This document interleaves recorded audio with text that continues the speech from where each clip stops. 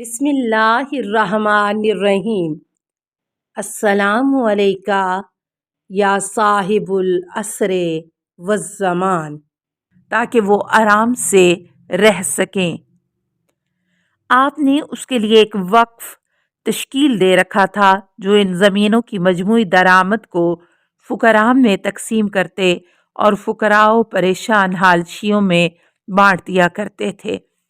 اسی طرح امام جعفر صادق علیہ السلام، محمد باقر علیہ السلام اور دیگر ائمہ علیہ السلام نے زراعت کی اور جانوروں کے ذریعے تجارت کی ہے۔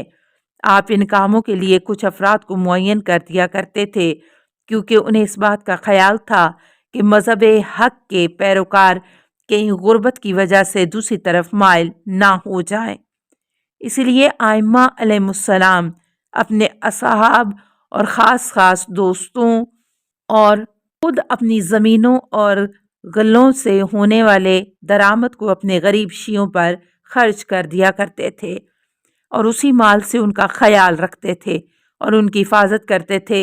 ان کے عطیات اور بخشش اسی دولت سے ہوا کرتی تھی، نہ کہ بیت المال سے۔ شاگرد، میں آپ کی اس منطقی گفتگو سے قانع ہوں، لیکن میں آپ سے یہ درخواست کرتا ہوں کہ ائمہ علیہ السلام کی درآمد کے ذرائع کے دو چار نمونے بھی ذکر کر دیں۔ استاد، بہت ہی اچھا سوال ہے، میں چند نمونے ذکر کرتا ہوں۔ نمبر 1، امام علی علیہ السلام نے اپنے 2 باغ جس میں کنواں بھی تھا ابو نیزر نامی ایک مسلمان کو دے رکھا تھا، جس میں سے ایک کا نام ابو نیزر تھا اور دوسرے کا نام بغیبغا۔ ان دونوں باغوں میں کاشتکاری بھی ہوتی تھی۔ ابو نیزر کا بیان ہے کہ ایک روز میں باغ میں تھا، اسی دوران علی علیہ السلام باغ میں داخل ہوئے اور مجھ سے فرمایا کہ کیا تمہارے پاس کھانا ہے؟ میں نے کہا کہ اسی باغ کے کدو کو میں نے پکایا ہے۔ آپ نے جا کر وہ کھانا لیا اور کھانا کھانے کے بعد بیلچہ اٹھا کر اس کھیت میں داخل ہو گئے۔ تھوڑی دیر تک کھودنے کے بعد جب آپ پسینے میں شرابور ہو گئے تو گڑھے سے باہر آئے اور تھوڑا آرام کرنے کے بعد پھر آپ کام میں مشغول ہو گئے۔ گڑھے کے اندر سے میں بیلچے کی آواز کے ساتھ آپ کی زیر لب آواز بھی سن رہا تھا۔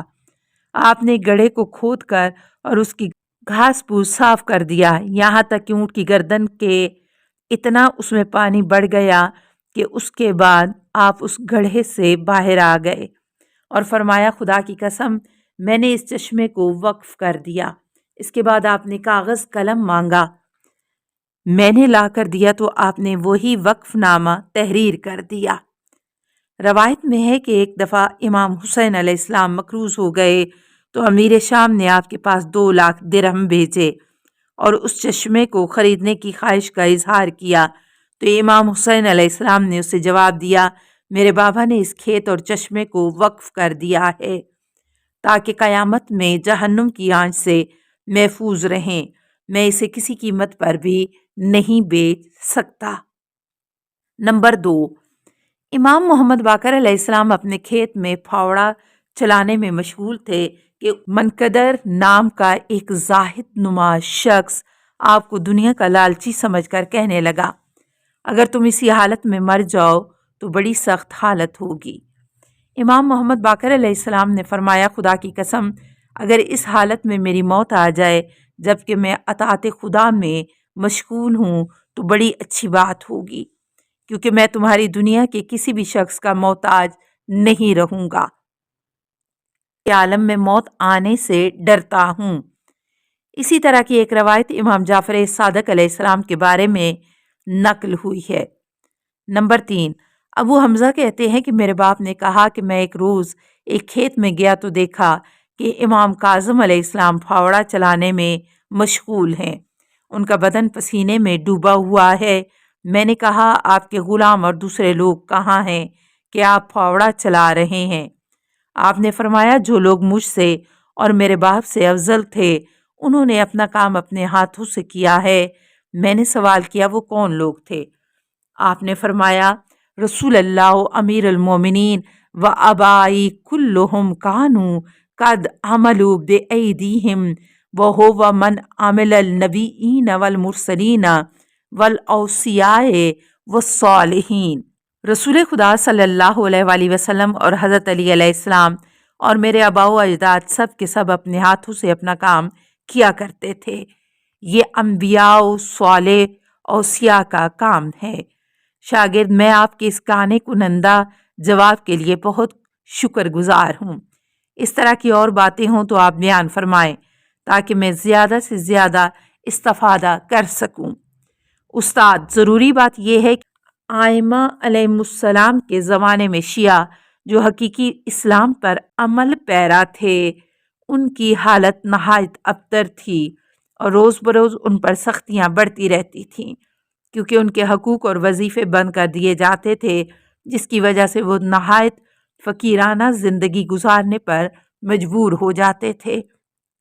اس بات پر توجہ رکھتے ہوئے کہ شیعوں کی حفاظت اسلامی ارکان کی حفاظت تھی اور اسلام دشمن طاقتوں کے ہاتھ کاٹنے کے مترادف تھی، اس لیے ان لوگوں کو خمس و زکوٰۃ اور بیت المال میں سے دینا بھی جائز تھا، البتہ اس طرح کہ ان کے اندر تبعیض نہ ہو سکے تاکہ ان کے ذریعے ناپاک لوگوں کے شر سے حقیقی اسلام بچا رہے، کیونکہ بیت المال کے مصرفوں میں سے ایک مصرف اسلام کی استواری اور اس کے استحکام کے لیے خرچ کرنا بھی ہے۔ حضرت علی علیہ السلام کی عظمت اور مسئلہ وحی کے بارے میں مناظرہ۔ مسجد لوگوں سے چھلک رہی تھی اور ایک عالم دین نے حضرت علی علیہ السلام کی شان میں تقریر کرتے کرتے مندرجہ ذیل روایت کو نقل کیا۔ ایک روز پیغمبر اکرم صلی اللہ علیہ وآلہ وسلم نے پانی مانگا تو اس وقت آپ کے پاس صرف علی، جناب فاطمہ سلام اللہ علیہا اور امام حسن اور امام حسین علیہ السلام موجود تھے۔ آپ کو پانی لا کر دیا گیا تو آپ نے پہلے اسے امام حسن علیہ السلام کی طرف بڑھا دیا، اس کے بعد امام حسین علیہ السلام اور آخر میں جناب فاطمہ الزہرا سلام اللہ علیہا کی طرف بڑھایا تو آپ نے فرمایا انین مرین لکا، آپ کے لیے گوارا رہو۔ لیکن جب علی علیہ السلام کی طرف پانی بڑھایا تو آپ نے پانی پیا تو حضرت صلی اللہ علیہ وآلہ وسلم نے فرمایا ہنین مرین لکا یا ولی و حجتی علی خلقی، اے میرے ولی اور اے میری امت پر میری حجت، آپ کے لیے گوارا رہو۔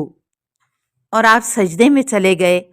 جناب فاطمہ الزہرا سلام اللہ علیہا نے رسول اکرم صلی اللہ علیہ وآلہ وسلم سے پوچھا آپ کے سجدے کا کیا راز تھا؟ پیغمبر اکرم صلی اللہ علیہ وآلہ وسلم نے فرمایا جب تم لوگوں نے پانی پیا اور میں نے کہا ہنین مرین تو میرے کانوں میں آواز آئی کہ میرے ساتھ ساتھ فرشتے بھی یہی کہہ رہے ہیں۔ لیکن جب علی علیہ السلام نے پانی پیا اور ان کے لیے میں نے ہنین مرین لکا کہا تو میرے کانوں میں خدا کی آواز پہنچی، وہ بھی یہی کہہ رہا ہے، جس کی وجہ سے اس کی نعمت پر سجدہ شکر بجا لایا۔ سامع، کیا خدا بولتا ہے کہ پیغمبر اکرم صلی اللہ علیہ وآلہ وسلم نے اس کی آواز سنی؟ مقرر، خداوند متعال مکان یا فضا میں آواز پیدا کر دیتا ہے جسے اس کا پیغمبر سنتا ہے۔ بالفاظ دیگر انبیاء اور خدا میں 3 طرح سے ارتباط ہوتا ہے۔ نمبر 1، قلب پر القاء کرنا جو بہت سے انبیاء پر وحی نازل ہونے کے بارے میں پایا جاتا ہے۔ نمبر 2، جبرائیل علیہ السلام کے ذریعے جو وحی خدا لانے والے ہیں، جیسے کہ سورہ بقرہ آیت نمبر 97 میں اس کا ذکر کیا گیا ہے۔ نمبر 3، حجاب کے پیچھے سے یا کسی چیز میں آواز ایجاد کرنا، جیسا کہ خداوند متعال نے جناب موسیٰ علیہ السلام سے بات کی، وَكَلَّمَ اللَّهُ مُوسَىٰ تَكْلِيمًا، اور اللہ نے موسیٰ سے باقاعدہ گفتگو کی ہے۔ اسی طرح سورہ طٰہٰ کی 11ویں اور 12ویں آیت کے مطابق حضرت موسیٰ علیہ السلام نے آگ کے اندر سے خدا کی آواز سنی، فَلَمَّا أَتَاهَا نُودِي يَا مُوسَىٰ إِنِّي أَنَا رَبُّكَ، جب وہ اس آگ کے پاس آئے تو ندا دی گئی، اے موسیٰ، بلا شبہ میں تمہارا پروردگار ہوں۔